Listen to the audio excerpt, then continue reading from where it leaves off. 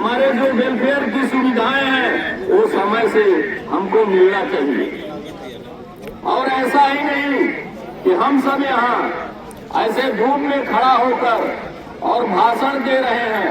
अभी आपने देखा कि यहाँ मीडिया के लोग, प्रेस के लोग, पत्रकार लोग, तमाम तरह तरह के और प्रबंधन के, सीआईडी के लोग, सभी लोग आपकी आवाज को, आपके आंदोलन को कहीं न कहीं ऊपर पहुंचाने में सहयोग कर रहे हैं। हमारा जो है महाप्रबंधक कमलोरी के माध्यम से मैं ये मांग करता हूं कि आप मेरी आवाज को कोल इंडिया चेयरमैन और कोयला मंत्रालय तक पहुंचाने की कृपा करें। 12 सितंबर तक यदि हमारे जेबीसीसीआई का गठन नहीं हुआ तो हमारे आंदोलन की जो रूपरेखा होगी वो उग्र होगी। दोस्तों, जो हमारे कोयला उद्योग के आका हैं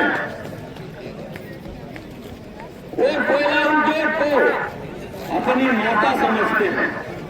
हम नहीं चाहते हैं, हमारे महासंघ नहीं चाहते हैं कि हम कोयला उद्योग में कोई ऐसा काम करें जिससे कोयला उद्योग में क्षति हो।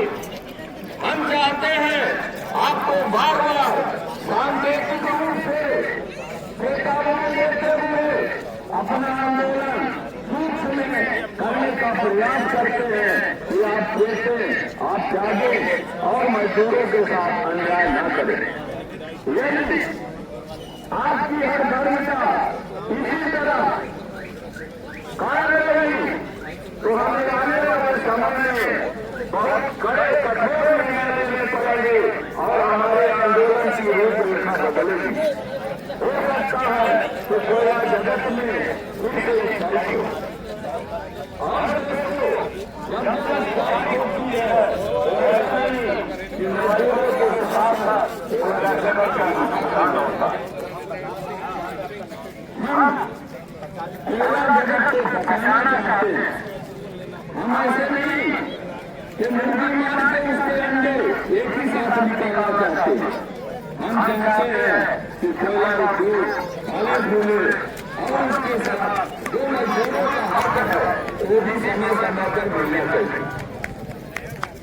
दोस्तों, क्योंकि गर्मी ज्यादा है, अभी हमको जानकारी में प्रबंधन के द्वारा प्राप्त होती है कि हमारा कोयला उद्योग का, हमारे एनसीएल का प्रॉफिट कम हो गया।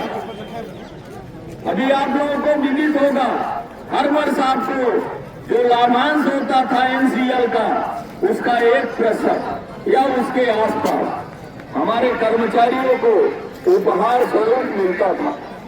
लेकिन इस बार ऐसा कुछ दूर दूर तक नजर नहीं आ रहा है। हमको तर्क दिया जाता है कि कोयले की जो लागत है और जो विक्रय है उसमें बहुत कम मार्जिन है। दोस्तों, मार्जिन क्यों नहीं है?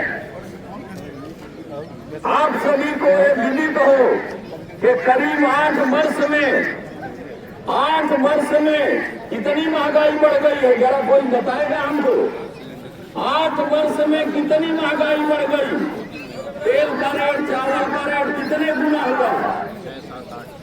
लगभग 2 गुना, 2.5 गुना बढ़ गया। लेकिन हमारे कोयले का रेट 8 वर्ष में मात्र 20 रुपए बढ़ा। जब लागत दिनों प्रतिदिन बढ़ रही है, मजदूरों की मजदूरी बढ़ रही, मशीनों के पार्ट्स के रेट बढ़ रहे हैं, डीजल के रेट बढ़ रहे हैं, मोबिल के रेट बढ़ रहे हैं, ग्रीस के रेट बढ़ रहे हैं, गाड़ियों के रेट बढ़ रहे हैं, तो आप कोयले का रेट क्यों नहीं बढ़ाते? ये कहीं न कहीं समझने की बात है। ये प्रबंधन की एक कूटनीति है कि कोयले का रेट नहीं बढ़ाना है ताकि कर्मचारियों को उनका लाभांश, उनका बेनिफिट, उनके तनख्वाह बढ़ानी ना पड़े। ये सोच है, बहुत बड़ी टेक्नोलॉजी है। इस सरकार